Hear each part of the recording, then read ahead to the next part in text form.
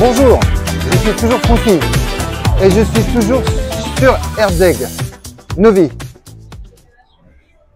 Je pars ce soir sur la Croatie pour rentrer.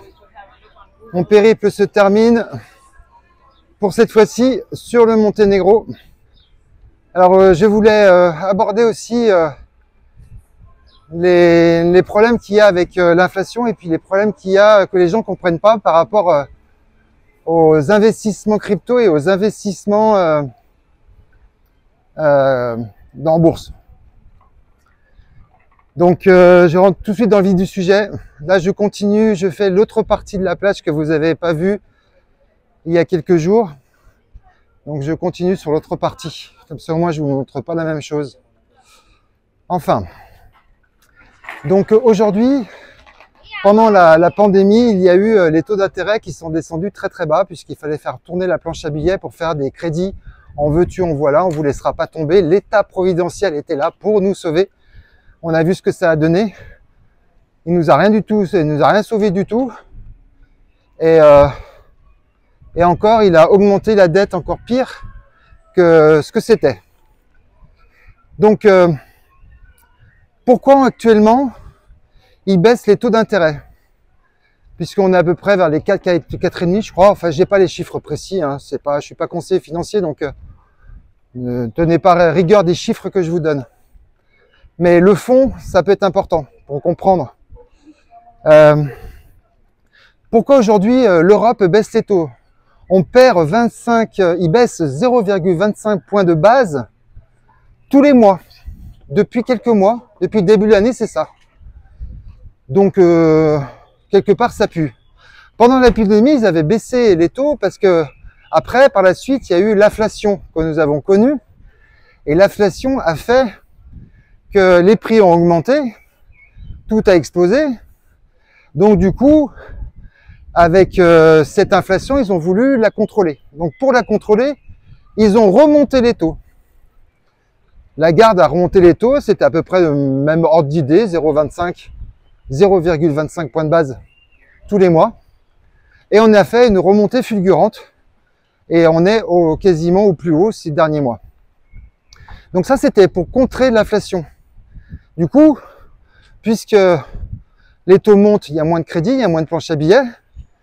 Mais par contre, les entreprises peuvent moins s'endetter, moins faire d'investissement. Du coup, ça casse l'économie. Par contre, ça baisse automatiquement l'inflation puisque, comment vous dire ça? Puisque les prix, puisqu'ils baissent, ça va être dur de vous expliquer. Je vais quand même essayer de le faire. Puisque les prix baissent, ça casse l'économie du coup, puisqu'on ne peut pas faire d'investissement. Donc du coup, il y a moins de produits à vendre.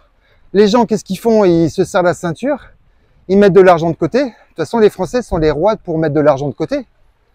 Et surtout dans cette phase de crise, ils se disent, je vais continuer en plus à mettre de l'argent de côté. Si je tape pas dans la gourde, parce que financièrement, je m'en sors pas. Mais bon, ça c'est encore une autre histoire. Donc c'est ce principe-là. Et donc aujourd'hui, pourquoi ils remontent ils rebaissent les taux? C'est justement pour redynamiter l'économie, pour que de nouveau l'économie reparte. Le problème, c'est que l'inflation s'est ralentie, mais ne s'est pas vraiment arrêtée. Et voir si on baisse les taux, qu'est-ce qui va se passer? Eh bien, l'inflation va repartir. Donc les prix vont de nouveau remonter. Et ça va être de nouveau encore plus cher. Donc on est dans un pays en récession. D'ailleurs, je vous invite à suivre un économiste qui dit la vérité aux Français, puisqu'on n'a pas trop d'éducation financière dans notre pays. Je vous invite à le suivre. C'est vraiment un professionnel qui s'appelle Marc Toiti. Vous tapez Marc Toiti sur YouTube, vous pouvez le suivre.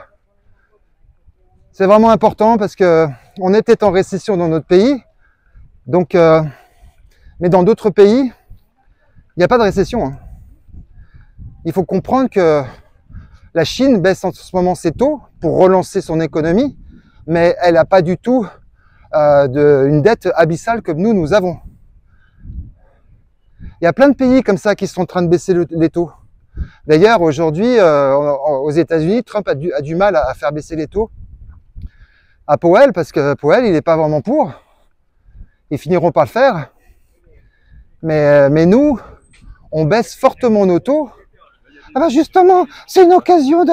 Enfin, qui te raconte n'importe quoi. C'est une occasion de faire des crédits. Parce que si tu fais des crédits, eh ben, tu payes moins cher ton crédit puisque les taux ils baissent. Putain, c'est vrai que toi, t'es malin, mais t'as pas tout compris. Ce n'est pas la solution. Parce que même si les taux ils baissent, ok, mais vous allez quand même vous endetter pareillement. Vous allez quand même payer des taux, vous allez payer des frais sur votre crédit. Et comme je vous ai dit la précédente vidéo, je vous conseille pas d'acheter de l'immobilier. Je suis un peu fatigué, je suis désolé. Donc c'est pas parce que les taux baissent qu'il faut justement investir dans l'immobilier. C'est le piège. Si les taux baissent, l'inflation va repartir, donc le coût de la vie va être de plus en plus difficile. Donc vous aurez de plus en plus de mal à payer votre crédit puisque le coût de la vie explose. Vous comprenez la différence? Bon, je m'exprime peut-être pas spécialement bien avec les bons arguments, mais j'essaie de parler à un ensemble de personnes pour comprendre, faire comprendre les choses, que ce n'est pas parce que les taux baissent et que l'inflation va repartir du coup, que la vie va être plus chère, qu'il faut faire des crédits. Vous aurez encore plus de mal à finir la fin des mois. Donc, vous aurez de plus en plus de mal à payer votre crédit. Voilà, on y arrive. Donc, qu'est-ce qu'on fait après? Eh ben, on vend sa maison, mais si on vend sa maison, bah, tout le monde peut faire pareil, parce qu'on ne sera pas les seuls. Ça y est, bah, tu vois que tu comprends la petite voix.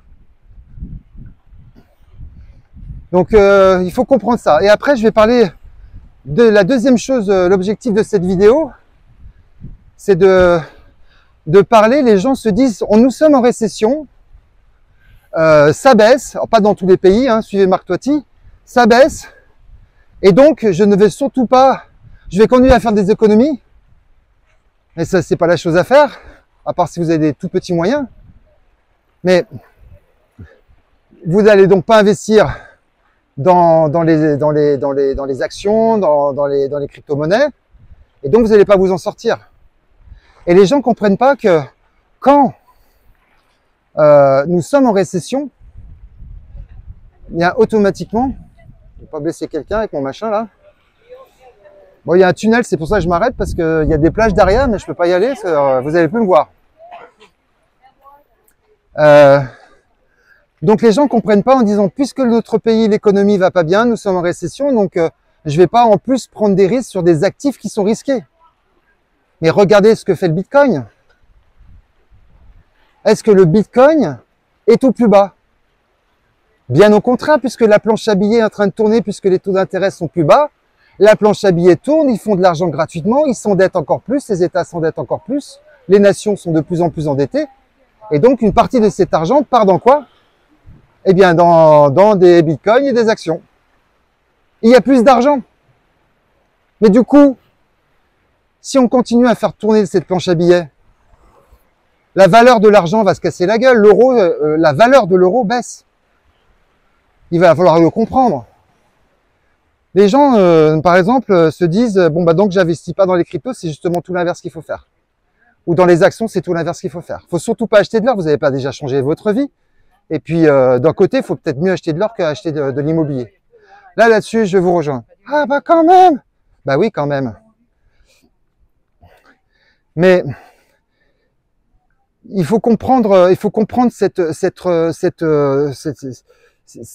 faits de planche à billets, d'inflation, on baisse l'inflation, on baisse les taux, etc. Ça, il faut vraiment le comprendre. Parce que si vous comprenez pas ça, vous allez faire les mauvais choix. Il faut que vous fassiez une éducation financière.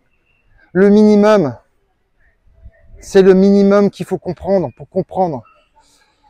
Par exemple, je prends Marco, mon beau-père. Lui, par exemple, je ne sais pas combien il a, hein, mais je prends un exemple, il a 50 000 € sur son compte. Quand il y a de l'inflation et quand les prix flambent, lui il se dit, moi j'ai 50 000 €, je peux m'acheter une BM, j'ai toujours 50 000 €. Oui, mais si la valeur de la monnaie chute, sur le compte, il y a toujours 50 000 euros. Ça, c'est vrai. Ça, là-dessus, il a raison. S'il n'y a pas touché, il a raison. Le problème, c'est qu'avec ces 50 000, il peut plus s'acheter la BM. Il va s'acheter une Renault. Donc, quelque part, c'est s'appauvrir. Garder de l'argent sur son compte, aujourd'hui, c'est prendre beaucoup de risques parce qu'il y a des risques que la monnaie se dévalue avec le temps. Forcément, s'il y a l'inflation qui repart, là, ils repartent avec les taux bas, donc l'inflation va repartir. C'est mécanique, on ne peut pas faire autrement. Donc, non seulement ils vont pas arrêter l'inflation parce qu'elle va exploser, mais en plus, ils vont baisser les taux et ça va ruiner les Français qui ont de l'épargne.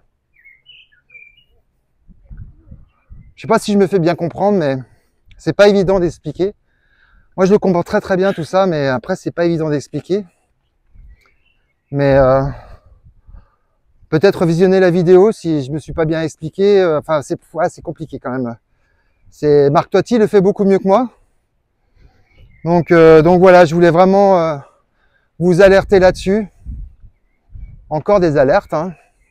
J'essaie d'aider les gens. Voilà. C'est peut-être ma mission de vie, on va dire. Enfin bon, je vous laisse sur... Bon, c'est marqué à l'envers, mais c'est pas grave. Il y a un petit cœur. Juste pour vous souhaiter une très très belle journée. Et puis penser que la vie est belle. Il y a plein de choses à faire dans ce monde. Passez un petit peu à l'international pour vos enfants. Faites plein de choses comme ça. Bougez. Allez voir ailleurs ce qui se passe. Car c'est essentiel. Voilà, je vous souhaite une belle continuation et la prochaine vidéo, ce sera certainement sur le bateau, lorsque je vais prendre le bateau pour l'Italie. Voilà, je vous embrasse tous, à bientôt, ciao.